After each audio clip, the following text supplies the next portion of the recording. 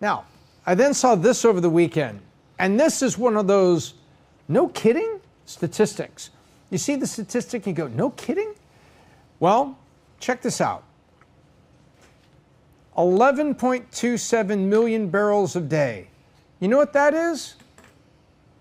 Crude oil and refined products. Refined products, gasoline, heating oil, aviation fuel, avgas.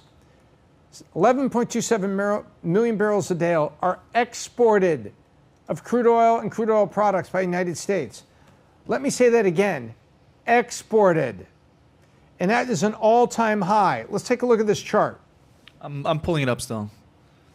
And meanwhile, production of crude being pulled out of the ground rose to record highs in March, with drillers pumping out 12.7 million barrels a day. And you say, wait, Biz Doc, what's going on? I thought we bought all of our oil from the Middle East. No siree. We do not buy all of our oil from the Middle East, and we are an oil power. So wait a minute. If the United States is at an all-time high of exporting, who are we exporting to? Well, Canada buys a lot from us. A lot of people buy from us.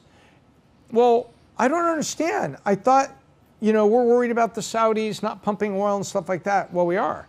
Well, why all the media fuss about oil and about pipelines and about the Saudis, and about OPEC? Well, let me explain something. If the United States is an oil power, we are more independent. And we are more crisis-proof on the world stage because we can handle our own stuff. We drill out of Texas, and there's a type of oil, when you'll see the price of oil for WTI, that stands for West Texas Intermediate. That's a type of oil. There's also light sweet crude. They talk a lot about Saudi oil, light sweet crude. Also talk about North Sea, Brent crude. Those are just types of oil. Just think of it as oil.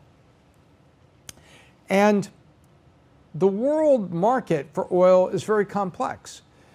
But the United States, the more we become fully energy independent, and we actually are an exporter, what happens is that gives us independent. And that's not what the Green Lobby wants and the Globalists want. The Globalists and the Green Lobby are together on two things. Globalists want the U.S. to be part of a new world order and to come together. We are family, kumbaya, and we all know what the Globalists want, right? Complete destruction of sovereignty, one world government, the whole bit. Well, how do you get there if the United States is oil independent, and the minute you have any moderate or conservative presidents, Congresses, or Senates, United States, you're not going to get you will not, as they say, get the United States put over a barrel for that. No. It's not going to happen. So being oil independent, energy independent, works against the globalists' desires for the United States. The other people that it works against is the Greens. The Greens want all fossil fuel to be stopped tomorrow. And California puts in things, by 2030, all new cars have to be sold or electric, or whatever it was they did. Yeah. Well, now, go try to overnight plug all those electric cars into California, the grid shorts out, and more wildfires are started. Yeah, because dirty little secret in California, their infrastructure for energy is terrible. It's outdated.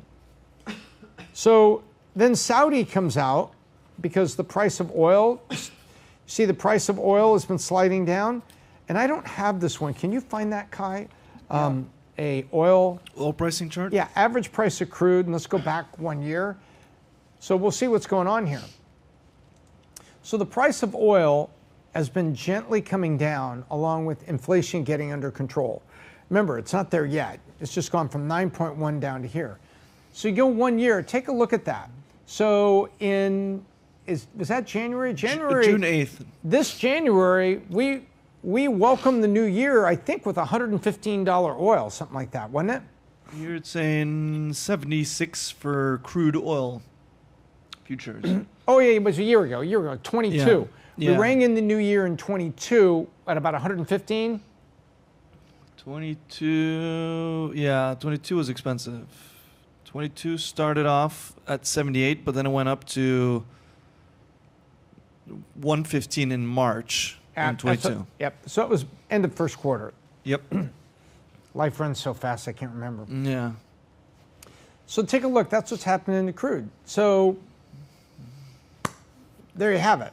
You know, you've got the price coming down a little bit. Now Saudi says we're going to cut production because they want to raise the price of their crude on a national scale. So what does that mean for us?